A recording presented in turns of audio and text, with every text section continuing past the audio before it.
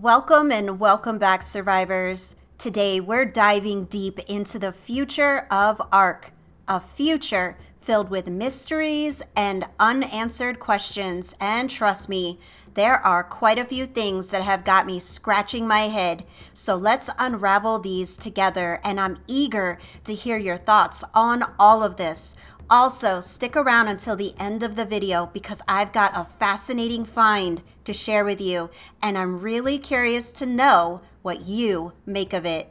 All right, so first things first, I saw this posted on Twitter, so I immediately went to the source link and watched the video for myself. Just be aware, if you want to check it out, the link is in the description box below.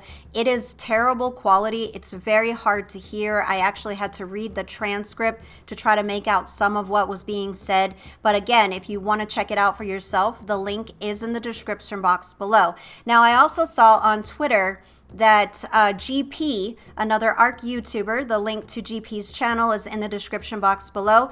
I guess GP found this source. I'm not really sure how all that worked out, but I definitely want to give credit to GP if GP is the one that found this information originally. Thank you so much for that. It really is amazing what this community does and what they're able to find.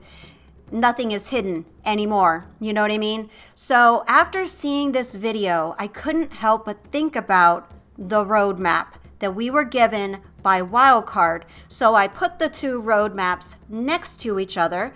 Let me show you. All right, so let's start with what we know. Wildcard's current roadmap for ARK Survival Ascended stretches through 2025, and it's packed. Look at this image. We're talking about 7 maps slated for release in 2024 alone. Now, that's a ton of work, right? I mean, we can see why there has been so many delays because of all the work that they've already had to do. And that's why there's a delay with Scorched Earth, because they're redoing things and making it a better map. So there's a lot of work to be done in 2024 for ASA, right? But here's where it gets intriguing. Snail Games, the parent company, has ARK 2 pegged for 2024 release as well. Look at these two roadmaps. This is very interesting. You know, and it's not just any time in 2024 when you actually are looking at this chart.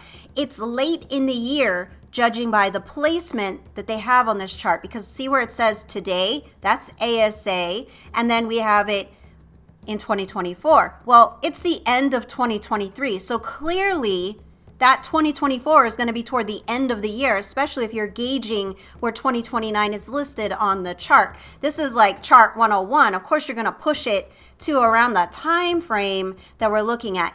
Now, here's the twist by looking at it in that way.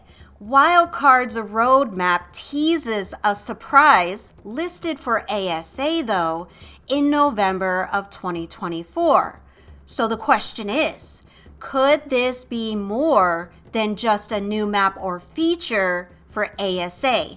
What if it's something bigger, something truly unexpected like ARK 2? Tell me what you think about this. Now, this leads us to a very big question. If Wildcard is all in on ASA, who's steering the ship for ARK 2? Could it be an entirely different team? Because remember, Snail Games has a history of developing and publishing games without Wildcard's direct involvement. So, is it possible that Snail is taking the lead on ARK 2?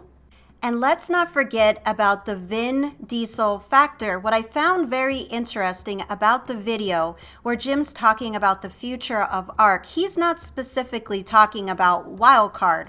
He doesn't focus on Wildcard at all. But what he does specifically talk about is Vin Diesel at more depth. Like, he actually included a lot more information in the video about Vin Diesel's involvement.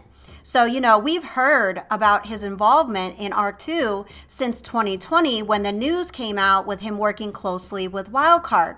But things have been quiet since then. So does that mean possibly something has changed? And interestingly enough, Vin Diesel isn't just a celebrity face. He actually reactivated his own studio in 2013. So could he be playing a more significant role behind the scenes than we initially thought? Is it possible that Wildcard's focus on ASA is a strategic move, allowing something else, something bigger, to brew under Vin Diesel's guidance? What do you think about this? I find all of this very interesting. So when I realized Vin Diesel had his own studio and I found this information, I couldn't wait to share it with you because I want to know what you think about this. Because we have not heard much about Vin Diesel's involvement since it was announced in 2020. It's been really hush-hush. So is something else going on in the background and we're all focused on Wildcard, but maybe it's bigger than that. Maybe something else entirely is going on. Now, this is speculation, of course, just us brainstorming and trying to piece together the puzzle. So what do you think? Is there more to this story than meets the eye? Drop your theories in the comments below. I cannot wait to see what you think about this. So that's all I've got for you today, survivors. Thanks for tuning in. If you haven't already done so, be sure to like, subscribe, and turn on your notifications so you don't miss any of our future uploads. Until next time, survivors, keep surviving.